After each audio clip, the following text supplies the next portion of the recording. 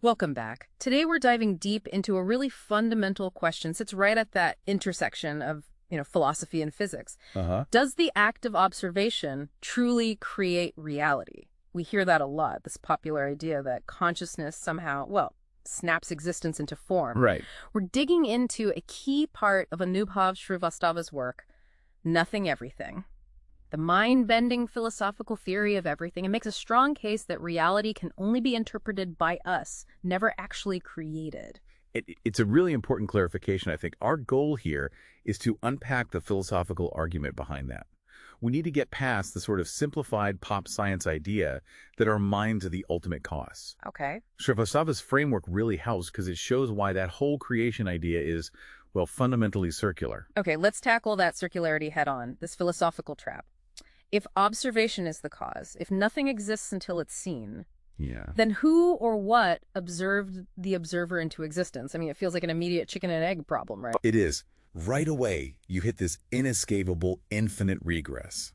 If you say reality needs an observer, you have to explain the reality that allowed that observer, whether it's a conscious person or even just, a measurement device, to come about. Which needs observing itself. Exactly. Who observed that observer and the one before that?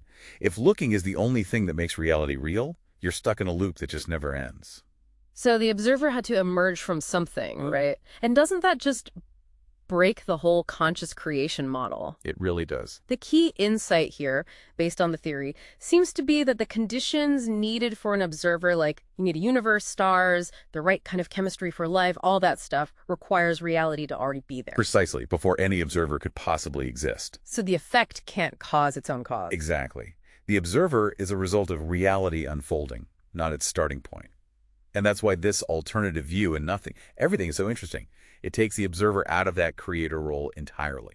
Okay, so if the creation idea leads to a dead end, philosophically speaking, what does Srivastava suggest reality is like before anyone's looking? Right, so the core idea is reality exists as potential. Think of it as this vast, unbounded reservoir of possibilities. It holds all possible states, all configurations, kind of simultaneously. Regardless of observers. Independent of any observer, yeah. This fundamental state is what the theory calls nothing everything. So the observer isn't the spark that ignites reality. They're just one possible outcome, one manifestation from that pre-existing potential. But hang on, if reality is just potential, why do we experience something so solid? A specific chair, or in physics terms, a specific outcome when a measurement happens. Doesn't that just kick the can down the road? Like, what collapses the potential? But maybe collapse isn't the right word. Let's shift from creation to interpretation. The potential is the foundation. It's independent. The observer acts like an instrument interacting with that potential. And that instrument, us, our senses, our brains, has its own limits, its own biological and cognitive filters. The interaction doesn't change the underlying sea of potential, but it finalizes one specific version of it for that specific viewpoint. So the observer becomes like a very sophisticated filter. The thing itself, the potential for the chair, let's say, exists independently. But how it appears, what we perceive, is dictated by us, the viewer. Absolutely. Think about, say, different species. A chimpanzee and a human, they're both interacting with the exact same physical tree. Yeah. The underlying reality of that tree, its atoms, its structure, that's constant. Right. But the human might see it in terms of beauty or lumber or shade. The chimp sees it maybe purely in terms of climbing, food, danger. Same fundamental reality, but filtered into two very different interpreted worlds. The reality itself is stable, but the way it's perceived varies wildly depending on the perceiver.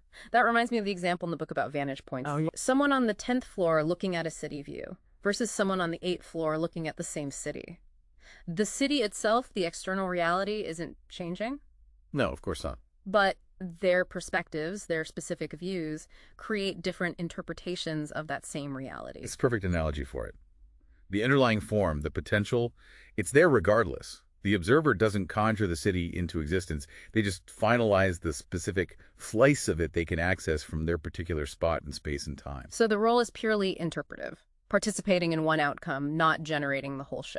Exactly. So if we boil down the argument from this part of the framework, there are maybe two core takeaways. First, the observer interprets, they don't create, full stop. Right. And second, reality, at its most fundamental level, exists independently of any observer as this state of, well, absolute potentiality. Which leaves us with a really interesting thought, doesn't it? If we, each of us, only ever experience one interpretation, just one slice of this vast reality, what are the underlying rules or principles governing all that potential reality that sits just beyond our individual viewpoint? That's definitely something for you to think about as you explore this kind of mind-bending framework further.